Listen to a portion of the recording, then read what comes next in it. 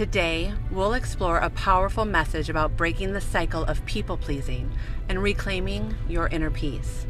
If you've ever felt like you're constantly meeting others' needs while neglecting your own, this teaching will speak to your heart. In Song of Songs 1:6, we find these words: "My mother's children were angry with me. They made me the keeper of the vineyards, but mine own vineyard I have not kept." We've discussed in previous teachings how the mother often symbolizes emotions. In this verse, we see someone driven by emotional pressures, whether guilt, obligation, or fear of rejection, to tend to others' vineyards, their states of being, while neglecting their own. This is the essence of people-pleasing. It's pouring so much energy into others that your own inner vineyard, your well-being, your joy, your sense of self becomes overgrown and untended. When you prioritize others at your own expense, small sacrifices, like the little foxes mentioned in the Song of Songs 2:15, begin to spoil your vineyard. Over time, these foxes can represent unmet emotional needs, blurred boundaries, and self-neglect. But here's the truth. A neglected vineyard cannot flourish. Just as Song of Songs 7:12 invites us to check if the vine flourishes, we must pause and ask ourselves, how is my inner vineyard doing?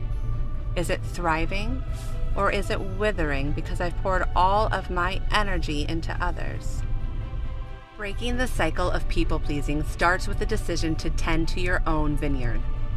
As we learn in Song of Songs 4:16, "Awake, O north wind, and come, thou south, blow upon my garden, that the spices thereof may flow out." This verse reminds us that when we tend to our own garden, we create a life that overflows with peace, joy, and love. This overflow allows us to give from a place of abundance rather than depletion. Here's how you can start reclaiming your vineyard. Reconnect with yourself. Ask yourself, what am I seeking from others that I can give to myself? Whether it's validation, love, or rest, begin practicing self-care and self-compassion. Your vineyard flourishes when you nurture it with the attention it deserves. Set boundaries. Healthy boundaries protect your vineyard from the foxes that spoil it. Start by saying no to things that drain you and yes to things that replenish you. Tend to your vineyard daily. Just as a vineyard requires consistent care, so does your inner being. Take time each day to reflect, rest, and celebrate your growth. When you tend to your own vineyard, you invite healthier, more reciprocal relationships. No longer will you settle for breadcrumbs from others because you'll be full from within.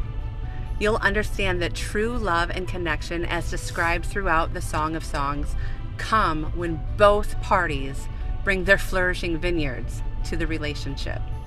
Today, I encourage you to reflect.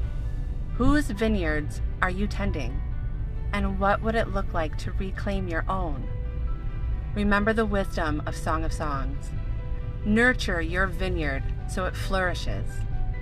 Protect it from the little foxes that spoil the vine. And let your well-tended garden overflow with beauty and abundance. When you tend to your vineyard, you aren't just nurturing your own soul. You're honoring the divine design within you, the balance between giving and receiving, and the sacredness of your own being. A flourishing vineyard doesn't just sustain itself.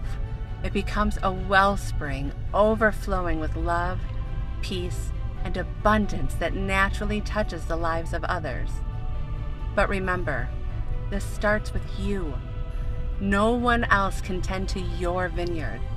It's a choice you make every day to reclaim your energy, to honor your worth, and to become a keeper of your own sacred garden. So as you reflect on this teaching, I invite you to ask yourself, what would it look like to truly keep my vineyard? Not for others, but for myself. And what fruits might flourish when I do? May your vineyard grow lush. May its fruits be sweet. And may its vines reach toward the sun, rooted deeply in love. I love you. God loves you. Be blessed.